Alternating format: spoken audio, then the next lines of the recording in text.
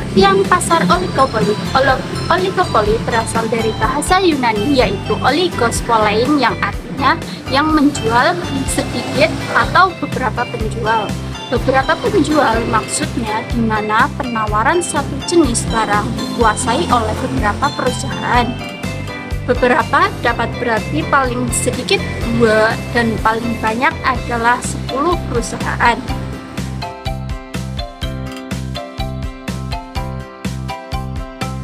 Kemudian, adapun contoh dari pasar oligopoli yaitu produsen mobil. Pembuatan mobil adalah contoh lain dari oligopoli. Meskipun mobil tersedia pada titik harga yang berbeda, harga tersebut lebih terkait dengan trim dan model mobil itu sendiri. Kendaraan mewah di semua produsen memiliki titik harga yang sama, sedangkan mobil yang lebih murah juga akan memiliki titik harga yang sama di semua produsen. Di seluruh dunia, hanya ada beberapa produsen mobil besar lainnya, termasuk Toyota, Hyundai, Honda, dan Mitsubishi. Kemudian contoh yang kedua yaitu maskapai penerbangan. Struktur pasar industri maskapai penerbangan dalam negeri atau domestik bersifat oligopoli, yaitu pasar dikuasai oleh beberapa perusahaan penerbangan seperti Lion Air, Mandala Airlines, Garuda Indonesia, dan Citylink, dan lain sebagainya. Contoh yang ketiga yaitu pabrik semen. Bisnis semen di Indonesia yang didominasi oleh beberapa perusahaan seperti PT Semen Indonesia, PT Indosemen Purwakarta, dan PT Holcim Indonesia, dan PT-PT semen lainnya. Contoh yang keempat yaitu industri telekomunikasi. Indonesia hanya beberapa perusahaan besar yang menguasai pasar telekomunikasi.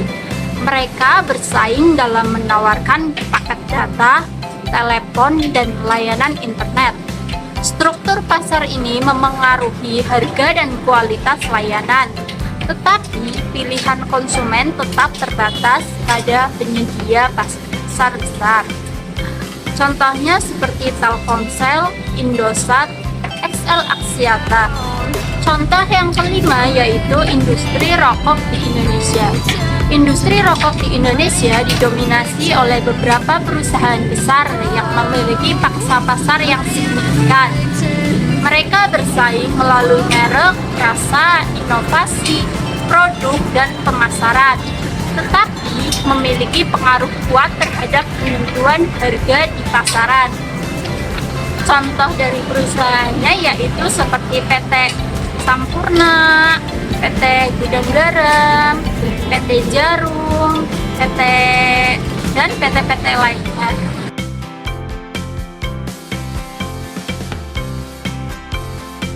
Pasar oligopoli di Indonesia diatur oleh beberapa regulasi yang bertujuan untuk menjaga persaingan usaha yang sehat dan melindungi konsumen.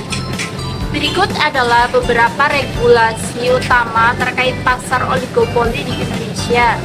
Yang pertama itu Undang-Undang Nomor 5 Tahun 1998 tentang larangan praktek monopoli dan persaingan usaha yang tidak sehat.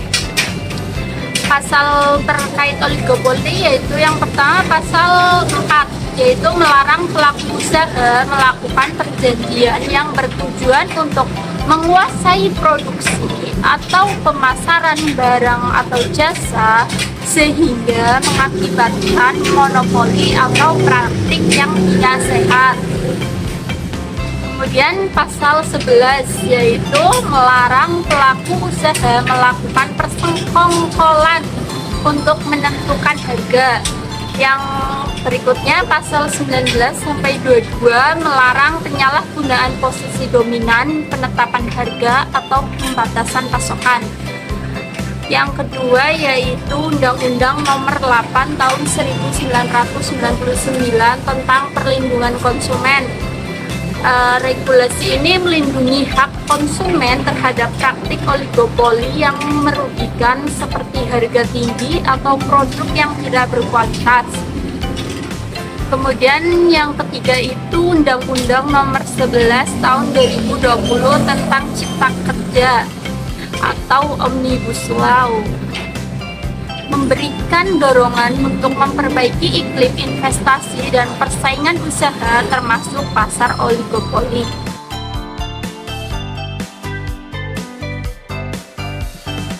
Kemudian ada pun ciri-ciri pasar oligopoli adalah pertama, sedikit produsen. Hanya ada beberapa perusahaan yang mendominasi pasar, biasanya disebut 3 besar atau 5 besar. Yang kedua, produknya itu homogen.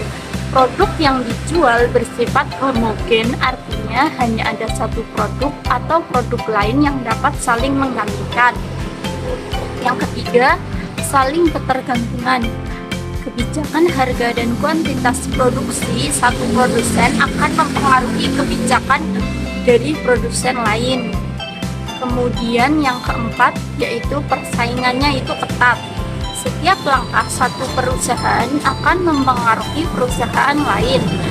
Yang kelima itu sulit ditembus pesaing baru. Perusahaan baru akan lebih sulit untuk masuk ke pasar oligopoli. Yang keenam yaitu iklan dan kampanye yang sangat kuat. Jadi perusahaan oligopoli umumnya membuat kampanye iklan yang agresif. Yang ketujuh yaitu harga cenderung sama. Permainan harga itu tidak dapat dilakukan oleh salah satu perusahaan saja. Yang kedelapan yaitu produsen lama memengaruhi harga. Jadi produsen lama cenderung dapat menentukan harga karena produk sudah dikenal lebih dulu oleh konsumen. Yang terakhir yaitu membutuhkan strategi pemasaran yang sangat matang.